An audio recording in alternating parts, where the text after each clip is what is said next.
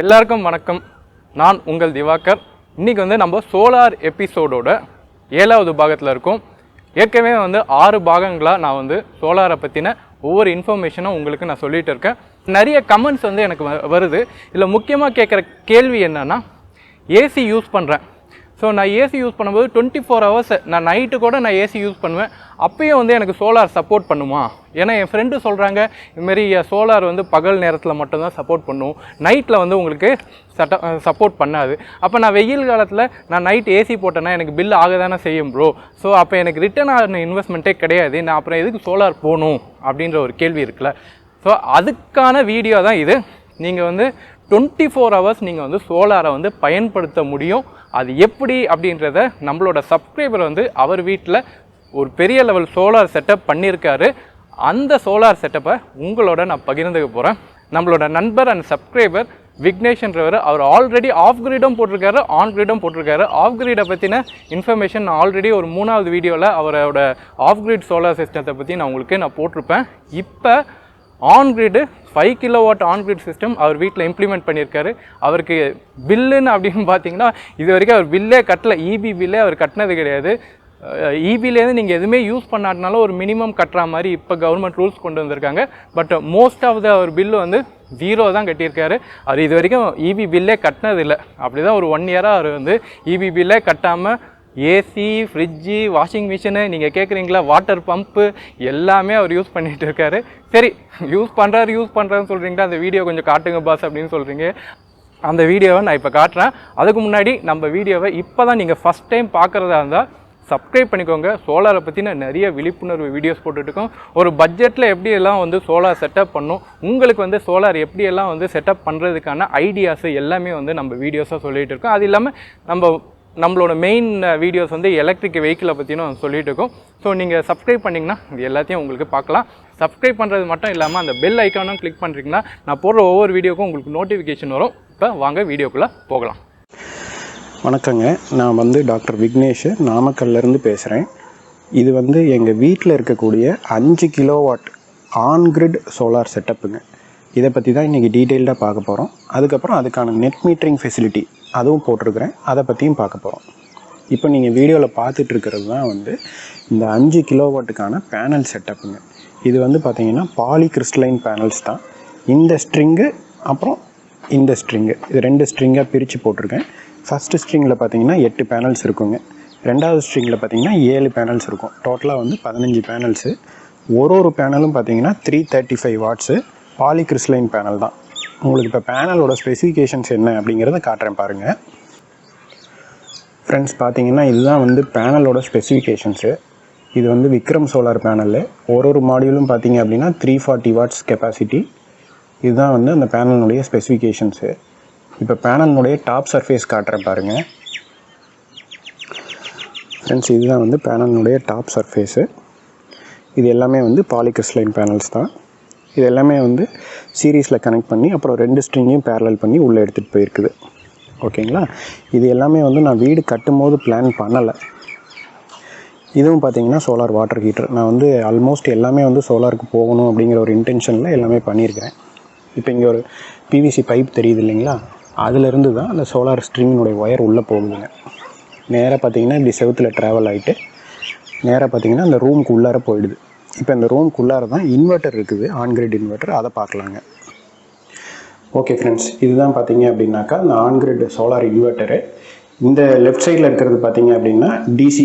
இதுதான் இன்புட்டு. உள்ளே DC input வந்துடுது. 2 ஸ்ட்ரிங்குக்கும் 2 எம்சிபி இருக்குது. அதுலேயே அதிலேருந்து இன்வெர்ட்டருக்கு போயிடும். இன்வெர்ட்டரில் ஏசியாக கன்வெர்ட் ஆகி இந்த அவுட்புட் வெளியே நேராக ஏசி டிஸ்ட்ரிபியூஷன் பாக்ஸ்லேருந்து வீட்டுக்குள்ளே போயிடும். இந்த பைப் வழியாக போகிறது வீட்டுக்குள்ளே போய் நேராக மீட்டரில் கனெக்ட் ஆகிடும். இப்போ இன்வெர்ட்டர் கிட்ட போய் பார்க்கலாங்க. இப்போ பார்த்தீங்கன்னா இந்த இன்வெர்ட்டரில் பார்த்தீங்கன்னா என்னென்ன காமிக்குதுன்னு காமிக்கிறேன். இப்போ பார்த்தீங்கன்னா இன்வெர்ட்டர் நார்மலாக ஃபங்க்ஷன் ஆகுது, அதனால் நார்மல் அப்படின்னு காமிக்குது. அடுத்தது பார்த்தீங்க அப்படின்னா அந்த இன்வெர்ட்டரில் 477 அந்த அளவுக்கு வாட்ஸ் இப்போ வந்துட்டுருக்கு. இப்போ டைம் பார்த்தீங்க அப்படின்னா மார்னிங் ஒரு 7:12 ஆகுதுங்க. 21ஆம் தேதி இந்த வீடியோ ஷூட் பண்ணிகிட்ருக்கேன். இப்போ இந்த அளவுக்கு வந்துட்டுருக்கு. இது மாடல் நம்பர் காமிக்குது. அடுத்தது இந்த வெர்ஷன், சாஃப்ட்வேர் வெர்ஷன். இன்றைக்கி வந்து 0.2 யூனிட்ஸ் இது வரைக்கும் வந்திருக்கு. டோட்டலாக பார்த்தீங்கன்னா 8801, அதாவது 8 மெகாவாட்ஸ், 8.25 மெகாவாட்ஸ் வரைக்கும் இது வரைக்கும் ஜென்ரேட் ஆகிருக்கு இந்த சோலார் செட்டப் போட்டதுலேருந்து. அடுத்தது பார்த்தீங்கன்னா டிசியில் எவ்வளோ வருது வோல்டேஜ், ஏசியில் எவ்வளோ வாட்ஸ் உள்ளே போயிட்டுருக்கு அப்படின்னு காமிக்குது. டிசியில் பார்த்தீங்கன்னா இப்போ வந்து 1.8 ஆம்ஸ் வந்துட்டுருக்கு. காரணம் என்ன அப்படின்னா வோல்டேஜ் ஹை வோல்டேஜில் 1.8 ஆம்ஸ் அப்படிங்கிறது அக்செப்டபிள். இப்போ பாருங்க டிசியில் எவ்வளோ வருது, அது எம்பிபிடி கன்வெர்ட் பண்ணி எவ்வளோவா இன்க்ரீஸ் பண்ணுது அப்படிங்கிறது இதில் பார்க்கலாம். ஏசி பார்த்தீங்கன்னா 230 வோல்ட் அந்தளவுக்கு இருக்குது. ஏசியில் கன்வெர்ட் ஆகி போகும்போது 2.2 ஆம்ஸாக போகுது. 50 ஹெர்ட்ஸில் மெயின்டைன் பண்ணி கொடுத்துருங்க. இந்த இன்வெர்ட்டர் வந்து 50 ஹெர்ட்ஸில் அவுட்புட் கொடுக்கும். எரர் ஹிஸ்ட்ரி ஏதாவது இருந்தால் காமிக்கும். இது சீரியல் நம்பர், இந்த மாதிரி டேட்டு, பஸர், இந்த மாதிரி வந்து நிறையா ஆப்ஷன்ஸ் இதில் இருக்குது. இதில் வந்து high voltage, low voltage cut off வச்சுக்கலாம். அப்புறம் பார்த்திங்கன்னா பவர் ஃபேக்டர் இதில் செட் பண்ண முடியும். அந்த மாதிரி வந்து நிறையா ஆப்ஷன்ஸ் இருக்குதுங்க. இது வந்து பார்த்திங்க அப்படின்னா JFY அப்படிங்கிற பிராண்டோட இன்வெர்ட்ரு. இது வந்து ஒரு சைனீஸ் மேக் இன்வெர்ட்டர் தான். பட் நான் இது வாங்கினதுக்கு ரீசன் என்ன அப்படின்னா எங்கள் ஊரில் நாமக்கல்லில் இதுக்கான authorised dealer and service centre இருக்குது. ஸோ அதனால் இந்த இன்வெர்ட்டரில் ஏதாச்சும் ப்ராப்ளம் அப்படின்னாக்கா இங்கே உடனே அவங்க பார்த்து கொடுக்குற அளவுக்கு ஸ்பேர் பார்ட்ஸு, சர்வீஸ் சென்டர் எல்லாமே இங்கேயே இருக்குது. அப்படிங்கிறனால தான் நான் இந்த பிராண்டு சூஸ் பண்ணி வாங்கினேன். இப்போ வந்து இந்த இன்வெர்ட்டரோட ஸ்பெசிஃபிகேஷன் ஷீட்டை உங்களுக்கு காட்டுறேன் பாருங்கள் ஃப்ரெண்ட்ஸ். இதுதான் வந்து அந்த இன்வெர்ட்டரோட ஸ்பெசிஃபிகேஷன் ஷீட்டு. இது பார்த்திங்கன்னா 5 கிலோவாட் கெப்பாசிட்டி, 5000 வாட்ஸ் கெப்பாசிட்டி. இந்த மாடல் தான் வந்து நான் இன்ஸ்டால் பண்ணியிருக்கேன். ஓகேங்களா? ஓகே, இப்போ இந்த ஆன்கிரிட் செட்டப்பில் பார்த்தீங்க அப்படின்னாக்கா இதில் வந்து பேட்டரியே கிடையாதுங்க. நேராக சோலார் பேனல்ஸ்லேருந்து இன்வெர்ட்டருக்கு வரும்.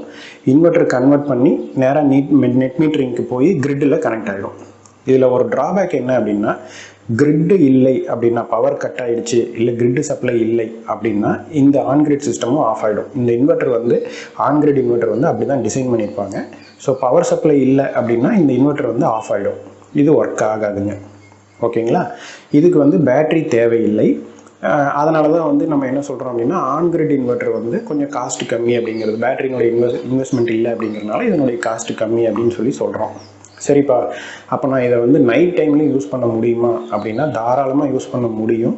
நீங்கள் வந்து பகலில் ஜென்ரேட் ஆகிற கரண்ட்டை வீட்டுக்கு ஃபஸ்ட்டு யூஸ் பண்ணிக்குவீங்க. மீதி இருக்கிறத கிரிட்டுக்கு எக்ஸ்போர்ட் பண்ணிடுவீங்க. மீதி இந்த மாதிரி என்னென்னலாம் எக்ஸ்போர்ட் பண்ணி வச்சுருக்கீங்களோ அந்த மாதிரி இருக்கிறத நைட் டைம் நீங்கள் யூஸ் பண்ணிக்கலாம். ஓகேங்களா? அதாவது கிரிட்டு தான் உங்களுடைய சேவிங்ஸ் பேங்க் மாதிரின்னு வச்சுக்கோங்களேன். நீங்கள் எக்ஸ்ட்ரா யூனிட்ஸ் என்னென்ன ஜென்ரேட் பண்ணி அனுப்பிச்சி வச்சிங்களோ அதெல்லாம் கிரிட்டில் சேவ் ஆகிருக்கிற மாதிரி, உங்கள் அக்கௌண்ட்டில் சேவ் ஆகிருக்க மாதிரி. அதுக்கு தான் அந்த நெட் மீட்டரிங். நீங்கள் எவ்வளோ வெளியே அனுப்பியிருக்கீங்க, எவ்வளோ எக்ஸ்ட்ரா வெளியில் நிற்கிது அப்படிங்கிறத அந்த மீட்டர் ரெக்கார்ட் பண்ணி வச்சுக்கோம். நீங்கள் நைட் டைமில் அந்த இதை வந்து யூஸ் பண்ணிக்கலாம். இந்த மாதிரி டே பை டே நிறையா சேரும் பொழுது பார்த்தீங்க அப்படின்னா உங்களுக்கு வந்து நிறையாவே உங்களுக்கு மிச்சம் இருக்கும். நைட் டைமில் யூஸ் பண்ணது போகவே நிறையா மிச்சம் இருக்கும். அந்தளவுக்கு வந்து எக்ஸஸ் இருக்கும்னு வச்சுக்கிங்களேன். சப்போஸ் நீங்கள் வந்து பகலில் ஒரு 9 o'clock 10 o'clock வீட்டை பூட்டிட்டு ஆஃபீஸ் போயிடுறீங்க அப்படின்னா பகலில் ஜென்ரேட் ஆகிறது எதுவுமே யூஸ் ஆகாது. அத்தனையுமே எக்ஸ்போர்ட் ஆகி வெளியில் தான் நிற்கும். ஸோ நீங்கள் நைட்டு ஏசி போட்டோ நல்லா ஹெவி லோடு யூஸ் பண்ணியோ தாராளமாக அதை யூஸ் பண்ணிக்கலாம். அதே மாதிரி நீங்கள் ஒரு வீட்டை பூட்டிட்டு டூர் போயிடுறீங்க, ஊருக்கு போயிடுறீங்க அப்படிங்கிற நாளுக்கெல்லாம் ஜென்ரேட் ஆகி வெளியே சேவ் ஆகிட்ருக்கும். ஸோ இந்த மாதிரி வருஷத்தில் பார்த்தீங்க அப்படின்னா எக்ஸஸ் நிற்கிறது நிறையா நிற்கும். ஸோ நான் என் வீட்டில் என்னென்ன ஹெவி எக்யூப்மெண்ட்ஸ் யூஸ் பண்ணுறேன் அப்படின்னு காமிக்கிறேன். இது பார்த்திங்கன்னா ஒரு 1.5 டன் ஏசிங்க. இன்வெர்டர் ஏசி இல்லை, இது வந்து நார்மல் ஃபிக்ஸடு ஸ்பீடு ஏசி தான். இது 1.5 டன் ஏசி இது ஒன்று. இது பார்த்திங்கன்னா இது வந்து 1 டன் ஏசி. 1 டன் இதுவும் வந்து நார்மல் ஏசி தான், இன்வெர்டர் ஏசி கிடையாது. இது வந்து நார்மல் ஏசி தான். இது 1 டன் ஏசி. இது வந்து இன்னொரு 1.5 டன் ஏசிங்க. இதுவும் வந்து நார்மல் ஏசி தான், இன்வெர்டர் ஏசி கிடையாது. அது போக பார்த்தீங்கன்னா இது வந்து 2 HP போர் சப்மர்சிபிள் மோட்டருங்க. இதுவும் வந்து அந்த சோலாரில் தான் ஓடுது, ஆன்கிரிட் சோலாரில். அது போக பார்த்தீங்கன்னா 3 1 HP சம்பு மோட்டர் இருக்குதுங்க வீட்டில். இந்த 3 மோட்டருமே வந்து சோலாரில் தான் ஓடுது, ஈச் 1 HP. இது வந்து இம்போர்ட் கிலோவாட் ஹவர் அப்படின்னு காட்டுறதுல 5900 இம்போர்ட் ஆகிருக்குது. நெக்ஸ்ட்டு பார்த்தீங்கன்னா எக்ஸ்போர்ட் கிலோவாட் ஹவரில் 7828 அப்படின்னு காமிக்குது. அடுத்தது பார்த்திங்கன்னா நெட்டு மைனஸில் இருக்குது அப்படின்னா நம்மளுடைய யூனிட்ஸ் வந்து வெளியில் நிற்கிது அப்படின்னு அர்த்தம். ஸோ இது பார்த்திங்கன்னா -1927.97 அப்படின்னு இருக்குது. அடுத்தது வந்து பார்த்திங்கன்னா இது கேவிஏஹெச். இது வந்து இன்னொரு 3 ஃபேஸ் இல்லைங்களா, அதனால் இன்னொரு ஃபேஸ்னுடைய இம்போர்ட் எக்ஸ்போர்ட் அது காமிக்குது. இம்போர்ட் வந்து 6845, எக்ஸ்போர்ட் வந்து 8048 அந்த மாதிரி இருக்குது. இது வந்து இன்னொரு ஸ்ட்ரிங்கோடது, இம்போர்ட் எக்ஸ்போர்ட்டு இன்னொரு ஃபேஸோடது. ஃபைனலாக பார்த்தீங்கன்னா இந்த எம்டிங்கிறது வந்து நீங்கள் எவ்வளோ பீக் லோடு யூஸ் பண்ணியிருக்கீங்க அப்படின்றது 4.45. அதனால தான் நான் வந்து 5 கிலோவாட் போட்டு வச்சுருக்கேன். அடுத்தது பார்த்தீங்கன்னா இது இன்னொரு ஃபேஸோடது, இது அடுத்த ஃபேஸோடது. இது மறுபடியும் டைம் வந்துருச்சு 7:45. இது டேட்டு 21/7. இங்கே பார்த்தீங்கன்னா எழுதியிருப்பாங்க Bidirectional meter for solar net metering அப்படிங்கிறது. இது வந்து ப்ராப்பர்ட்டி ஆஃப் டான்ஜெட்கோ, இது வந்து கவர்மெண்ட்லேயே கொடுக்குற மீட்டர் தான் இது.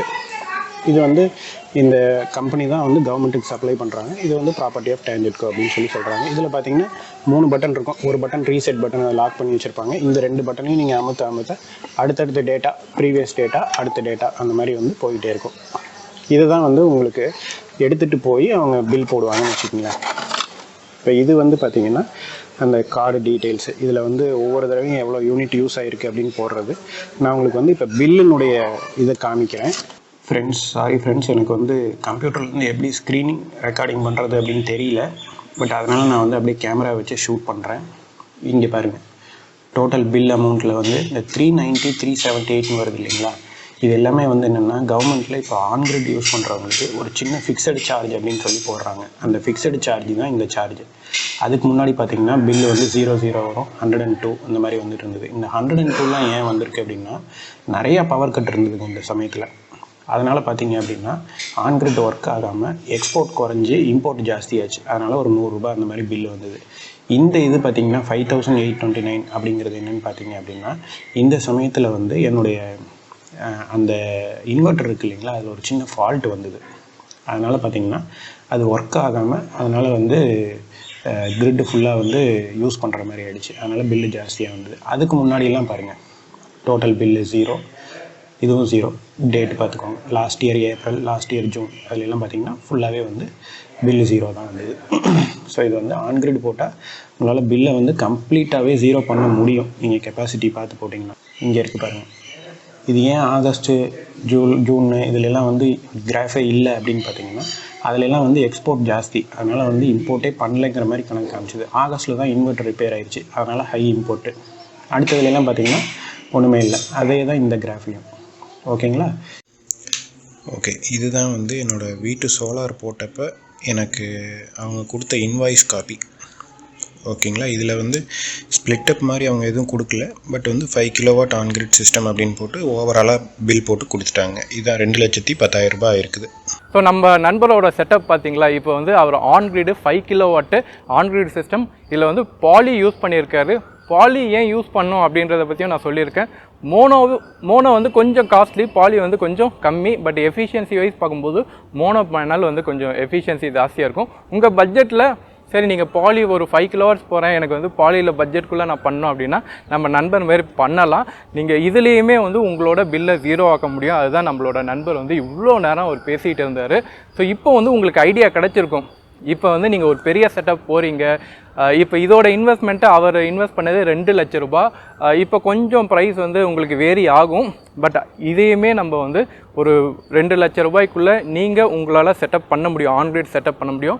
ஆன்கிரிடை பொறுத்த வரையும் கொஞ்சம் காஸ்ட்லியாக இருந்தாலும் நீங்கள் வந்து பில்லே கட்ட தேவையில்லை, 24 ஹவர்ஸ் யூஸ் பண்ண முடியும். ஸோ நீங்கள் கேட்ட சோலார் வந்து 24 ஹவர்ஸ் யூஸ் பண்ண முடியுமா அப்படின்னு நீங்கள் கேட்ட கேள்விக்கு இந்த வீடியோவில் பதில் சொல்லியிருப்பார். 24 ஹவர்ஸ் நம்ம வந்து நம்மளோட சோலார் கரண்ட்டை ஈபியில் சேகரிச்சுட்டு அதை நம்ம நைட்டில் யூஸ் பண்ண முடியும். ஸோ அதுக்கான பியூட்டிஃபுல் வீடியோ தான் இது. கண்டிப்பாக இந்த வீடியோ உங்களுக்கு பிடிச்சிருக்கோன்னு நம்புகிறேன். இந்த வீடியோ பிடிச்சிருந்தா ஒரு லைக் பட்டனை கிளிக் பண்ணுங்கள். இந்த வீடியோ எல்லாருக்கும் ஷேர் பண்ணுங்கள். எல்லாருக்கிட்டையும் சோலாரை பற்றின விழிப்புணர்வு வந்து ஏற்படட்டும். எல்லாரும் வந்து சோலார் யூஸ் பண்ணட்டும். ஓகே, மறுபடியும் ஒரு அருமையான சோலாரை பற்றின தகவலோட அடுத்த வீடியோவில் நான் உங்களை சந்திக்கிறேன். Until then bye bye from Divakar Rajan. Bye bye.